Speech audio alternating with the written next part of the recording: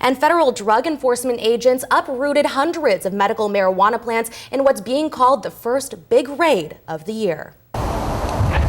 Bushel after bushel, a backhoe ripping hundreds of medical marijuana plants out of the ground. The raid starting around 9 o'clock Tuesday morning.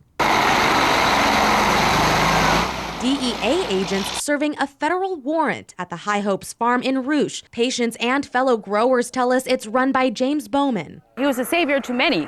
James Bowman, the High Hopes farm, all of us patients are losing something today. James Bowman, as far as I know, was in compliance. He's very open about his farm. And in the past, sources say James Bowman himself said he grew only half of the allowable amount per patient card. And James Bowman has 200 patients in this garden. He only grows, my understanding, 2 to 3 plants per patient. And over in front of the farm's driveway, protesters holding signs congregated. It's familiar from last year. They started doing raids around this time when the plants are their largest. Now patients say they'll be out their medication. Some of them saying they'll have to turn now to prescription medication. Here we are going to be all drugged up off pharmaceuticals versus what God gave us, what James gave us, what the High Hopes farm gave us. But a neighbor who didn't want to be on camera said she's relieved. It's an illegal endeavor that's going on over there. I'm happy finally somebody's doing something about it. DEA agents on scene would make no comment on the operation.